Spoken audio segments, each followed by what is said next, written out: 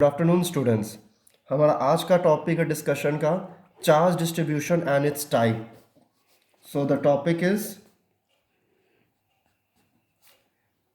Charge distribution.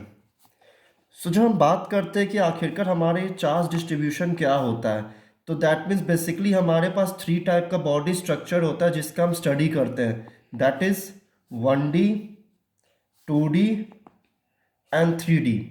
जब हम 1D की बात करते हैं तो दैट मीन्स वो लाइन चार्ज होता है। जब हम 2D की बात करते हैं तो हम उसके सरफेस या एरिया की बात करते हैं, और जब हम 3D की बात करते हैं तो हम बॉडी के वॉल्यूम की बात करते हैं। तो दैट मीन्स ये बात आपने पता है कि बॉडी आपका कोई भी हो, हर बॉडी के ऊपर आपका charges are always present. So let's talk about first 1D, then 2D, then 3D. That how is charge distributed on these body and what force do they exhibit. So let's start with 1D body. So it is also known as linear charge distribution.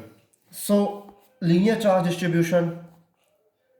So we consider a line charge of length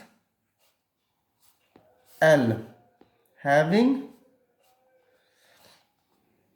positive charge on itself, another unit positive charge और test charge.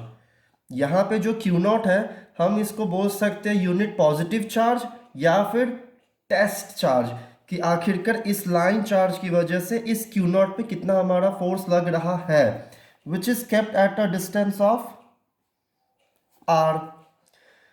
तो हम लोग ने उसके बाद क्या किया, we took a small length dl from the length l। अब हमने ये स्मॉल लेंथ dl क्यों लिया, क्योंकि हमारा जो ये चार्ज Q नॉट है टेस्ट चार्ज, उस पर जो फोर्स एक्ट करेगा वो छोटे से पॉइंट ऑफ लेंथ से एक्ट करेगा। पहले हम एक छोटे से पॉइंट का एक्ट कैलकुलेट करेंगे और उसके बाद हम उसको इंटीग्रेट कर देंगे अप टू लेंथ l, कि टोटल फोर्स वो कितना एग्जिबिट करेगा हमारा। ठीक है। सो linear charge distribution is denoted bye lambda, where lambda is equal to dq, that is charge per unit length। यहाँ पे हमने dq चार्ज क्यों लिया, क्योंकि हमने स्मॉल लेंथ लिया था, सो स्मॉल लेंथ लेंगे तो स्मॉल चार्ज लेंगे। So lambda is equal to dq by dl। So हमारा चार्ज dq कितना हो गया, dq is equal to lambda dl। Now we calculate the force. So we know that F is equal to 1 by 4 pi epsilon naught Q naught unit positive charge या test charge into dq upon r square dot unit vector r। So vector F is equal to 1 by 4 pi epsilon naught Q naught, the value of dq substitute करेंगे यहाँ पे। So lambda dl upon are square dot unit vector r. अब अगर आप यहाँ पे ध्यान से देखोगे तो यहाँ पे हमारा लैम्डा और डीएल हमारा लेंथ है। सो डीएल लेंथ को अब हम इंटीग्रेट करेंगे ताकि हमें क्या मिले, पूरे लेंथ एल के लिए आखिरकार हमारा फोर्स कितना एक्ट करेगा, हमें यही कैलकुलेट करना है। So F will be equal to 1 by 4 pi epsilon naught Q naught, ये हमारा क्या है, कांस्टेंट है। So integrate of lambda dl dot unit vector r upon are square from up to l। So हमारा total force हमारा कितना हो जाएगा, 1 by 4 pi epsilon naught Q naught integration lambda dl dot unit vector r upon are square.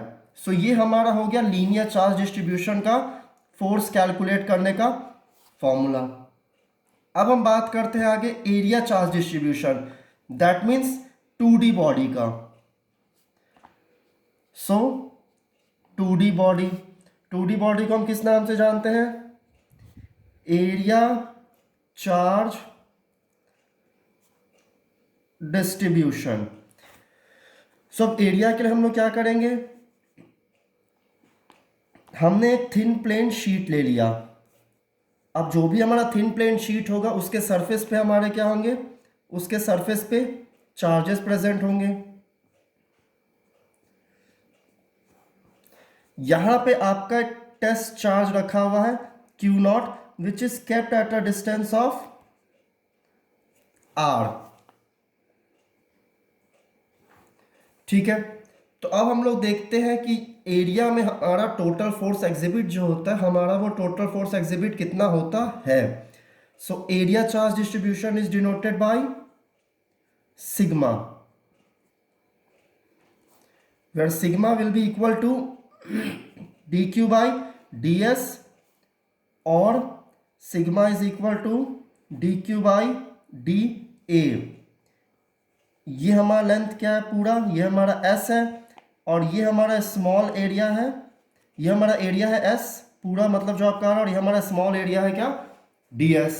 So sigma is equal to dq by dA और sigma is equal to dq by ds।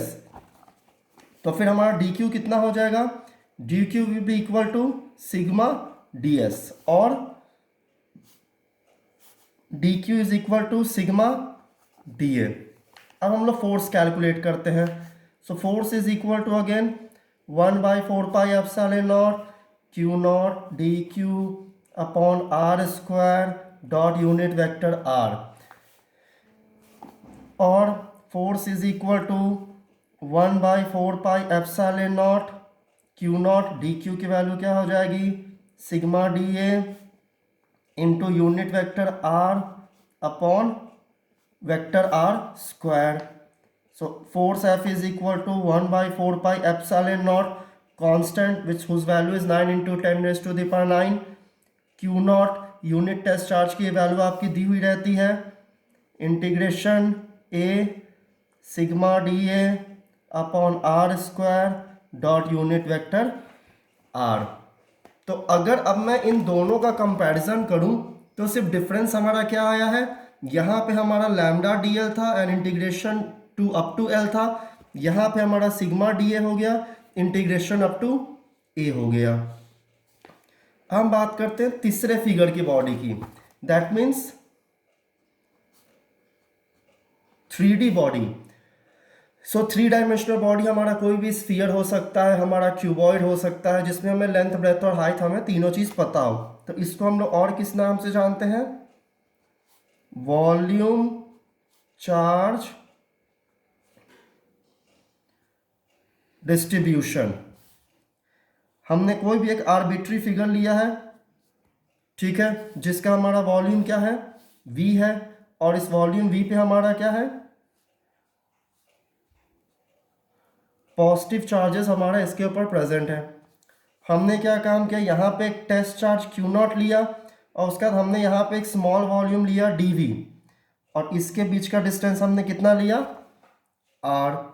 So volume charge distribution को हम लोग denote किससे करते हैं, रो से। सो यहाँ क्या हो जाएगा, दैट रो